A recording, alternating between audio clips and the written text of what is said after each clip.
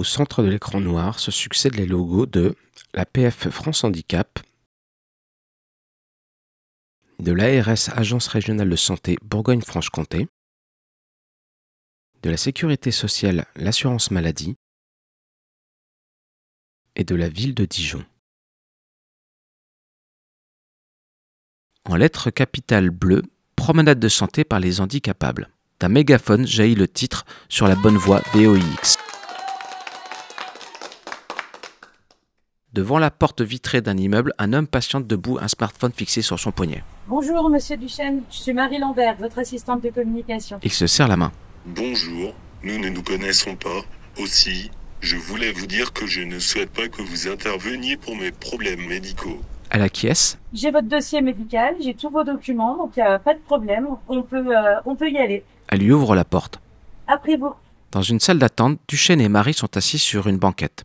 Marie fait les 100 pas, jette un œil par la fenêtre, prend un verre d'eau d'un distributeur et beaucoup plus tard... Monsieur Duchesne, c'est à vous. Ils sont assis face au médecin. Carte vitale. Oui, s'il vous plaît. Marie lui tend la carte. Merci. Il la contrôle et la jette négligemment sur le bureau sans quitter son écran des yeux. Duchesne, effaré, se tape le front. Marie reprend la carte. Le médecin la dévisage. Vous êtes qui, vous? Marie Lambert, je suis l'assistante de communication de Monsieur Duchesne. Alors, qu'est-ce qui lui arrive au petit monsieur? Monsieur Duchesne va vous le dire lui-même. Le médecin le fixe. Alors, monsieur Duchesne, qu'est-ce qui vous arrive?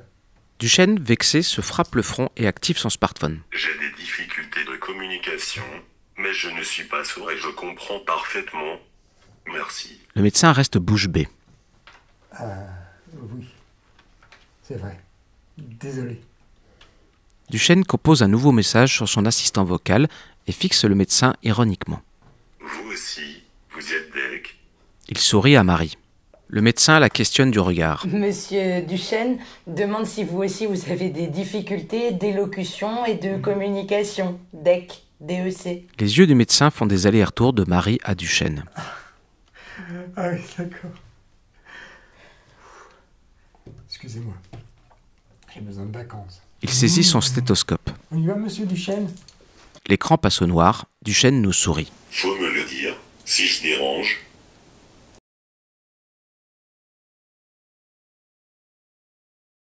Pas à pas s'écrit en rose fluo. Dans une chambre d'hôpital, un homme tétraplégique est assis dans un fauteuil roulant face à une jeune femme blonde. Je suis heureux de te voir.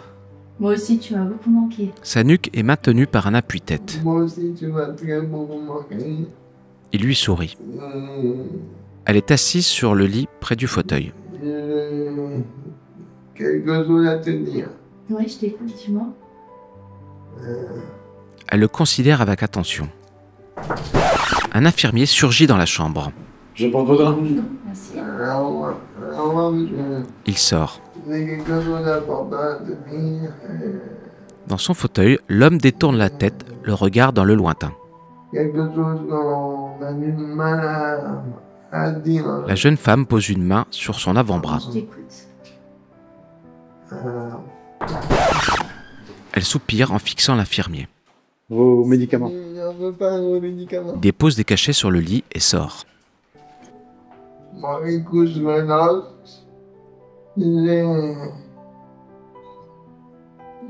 des sentiments pour toi. Elle a un large sourire. La jeune femme radieuse lui tient tendrement le bras et l'épaule. Oui, dis-moi.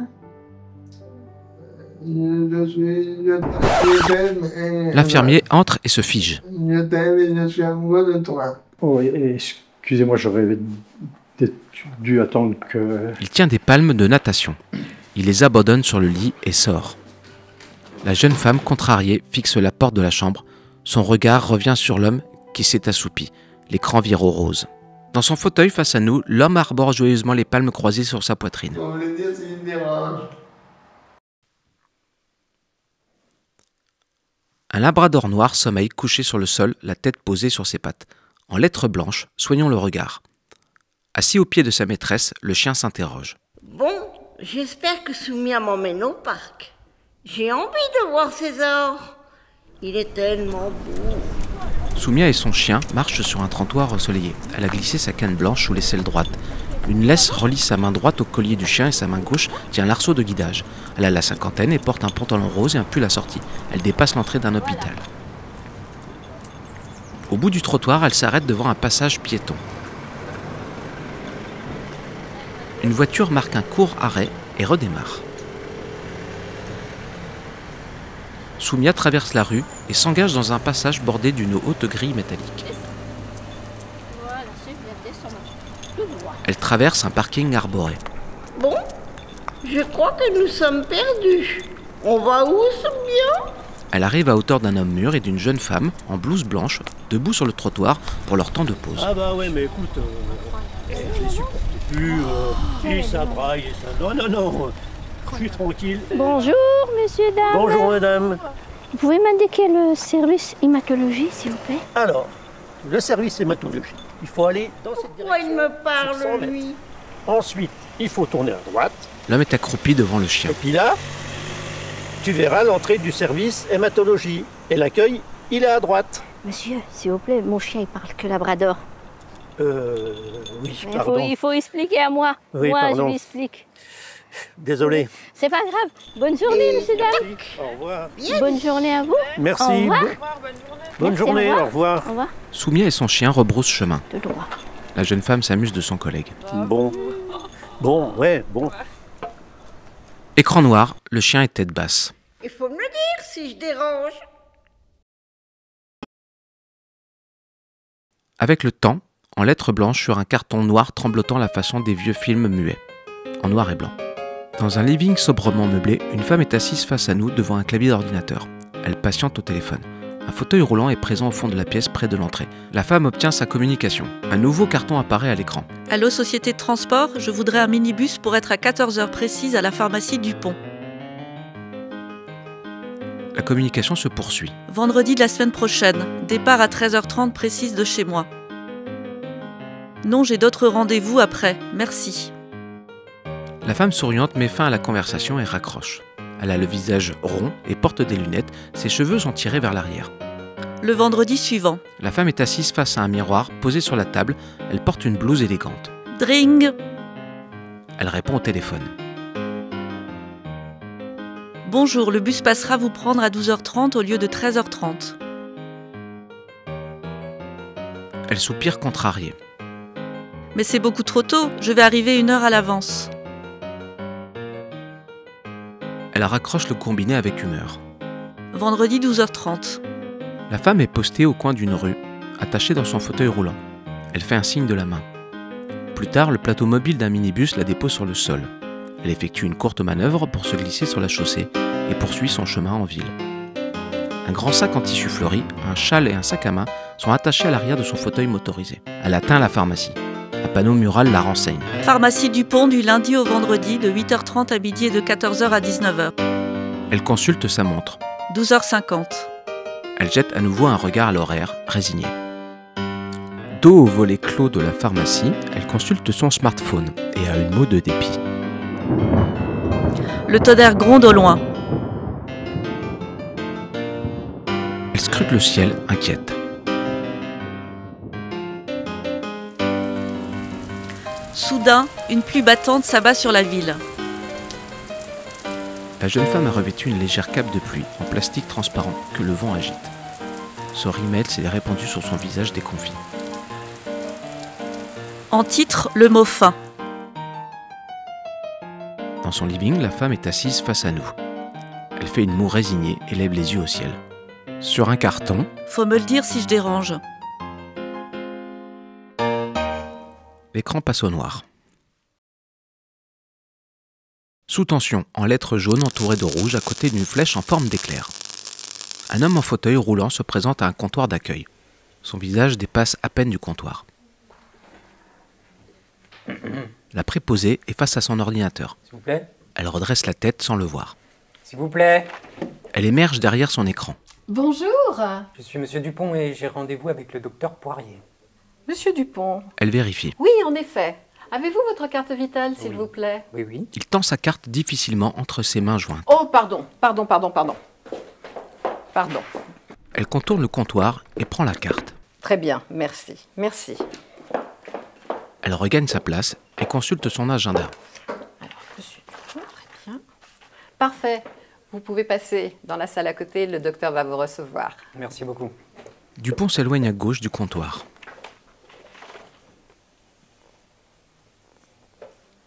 Il passe une porte. Monsieur Dupont? Bonjour, entrez, je vous en prie. Merci. Allez-y. La médecin le fait rentrer. Alors, monsieur Dupont, qu'est-ce qui vous amène aujourd'hui? En fait, j'ai très mal au dos. Ah, très Ouais. mal dans le dos. Plutôt dans le bas du dos? Ça diffuse un peu ou c'est très localisé? C'est très localisé. Les lombaires, plutôt, Eh ben, je pense. écoutez, hein. on va regarder. Vous me suivez? Je vais vous ausculter. Elle s'approche d'une table d'examen. Dupont la rejoint, elle saisit une télécommande et l'actionne. La table descend et monte par à coups. Ah, ben, je crois qu'elle est encore en panne. Excusez-moi, je reviens tout de suite. Elle s'éloigne. Dupont a les bras croisés. Il soupire et lève les yeux au ciel. Il examine distraitement le décor. La médecin revient en trottinant. Je suis vraiment désolée. Elle a 2 petits outils en main. Elle se baisse sous la table. Dupont, effrayé, recule. Divers fragments volent en tous sens. L'image est interrompue. La médecin, cheveux explosés et lunettes de travers, est affalée sur le sol, dos contre le mur. Elle se relève en se cramponnant à la table. Sa blouse est brûlée par endroits. Je suis désolée, mais là... Ah bah là, ça va beaucoup moins bien marcher. Hein. Face à nous, accoudé à la table. Faut le dire si je dérange. L'écran passe au noir. En lettres blanches, parcours d'une. En néon rouge, le mot combattante.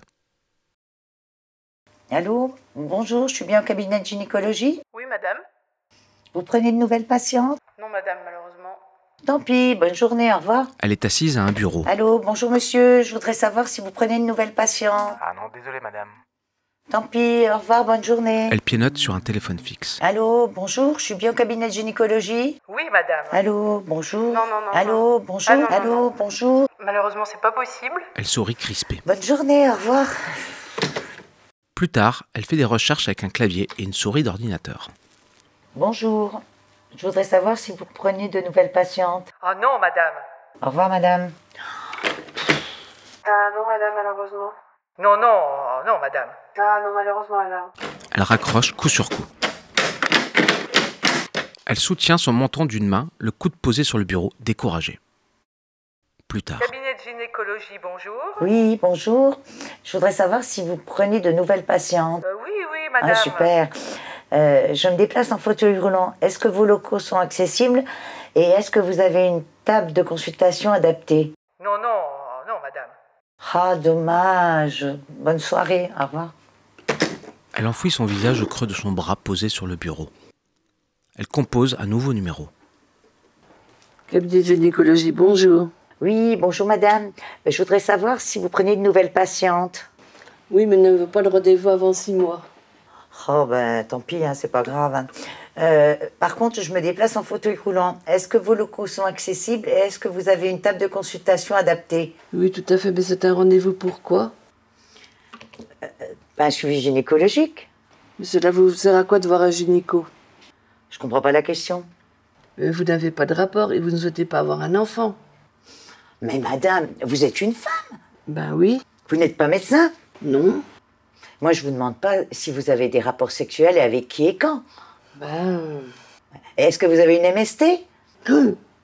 Et donnez-moi mon rendez-vous, puis arrêtez de me poser des questions idiotes. Hein. Je vous propose le 27 mai à 16h. C'est parfait. Elle raccroche et souriante face à nous. Faut me le dire si je dérange. L'écran passe au noir. En lettres blanches, sous surveillance.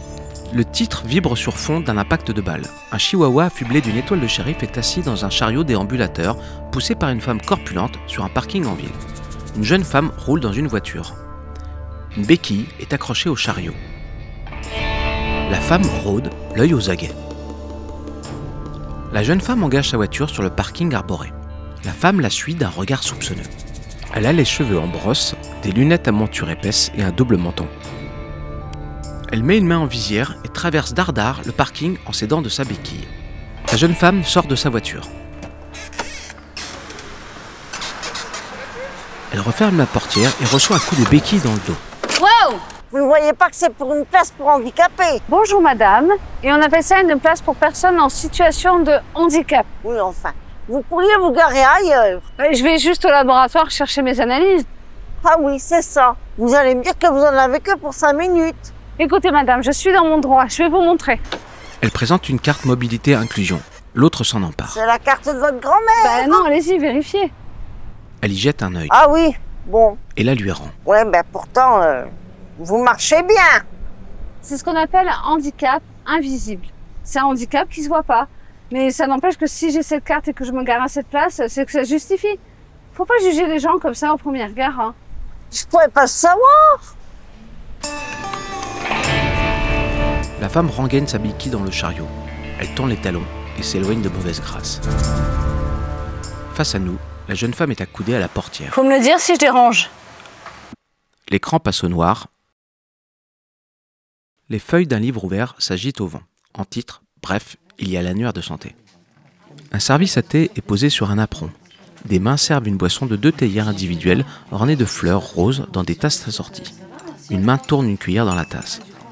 2 femmes sont assises autour d'une table basse en rotin pour un goûter. L'une est en fauteuil roulant. Tu sais pas la dernière galère qui m'est arrivée? Non mais vas-y, raconte-moi Martine. Ah mais affreux. J'ai mal au dos. Donc souvent j'ai mal au dos parce que le fauteuil m'escape le dos, machin. Donc je vais chez le kiné. Il faut déjà trouver un kiné pas trop loin de chez moi et accessible en fauteuil. Donc je vais sur une plateforme de rendez-vous en ligne. Je cherche, je galère un peu pour trouver. Au bout d'un moment, tip-top, je trouve un kiné avec le logo fauteuil sur l'application. Ah ben, tip-top. Bref, je prends mon rendez-vous.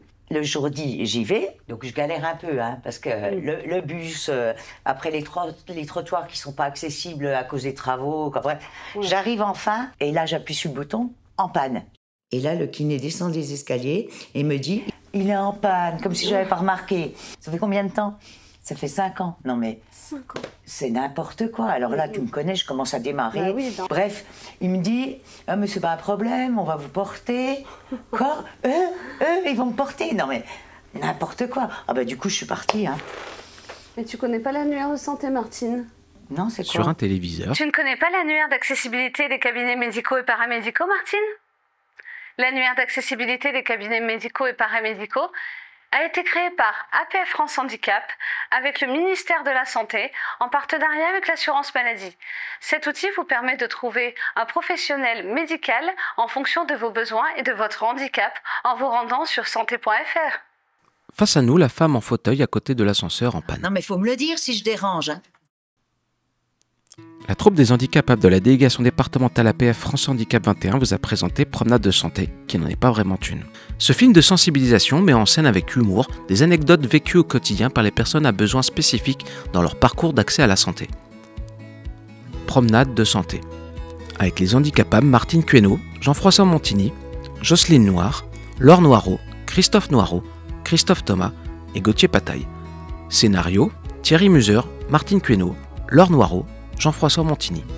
Réalisation, images et son, Édouard Barra et Jean-Didier Motelier. La troupe des handicapables et l'APF France Handicap 21 remercie l'ARS-BFC, la CPM 21, la ville de Dijon. Audio description écrite par Véronique Verver et Jean-Claude De Wint. Voix Édouard Barra. Supervision déficient visuel Dominique Bertuca. Les acteurs et actrices et l'équipe technique posent pour la photo sourire aux lèvres sur les différents lieux de tournage. Sur le parking sous surveillance, dans les coulisses d'un salon de thé, autour de la table d'examen, en bas d'une volée d'escalier devant la porte de l'ascenseur en panne, à côté de la salle d'attente du centre de santé,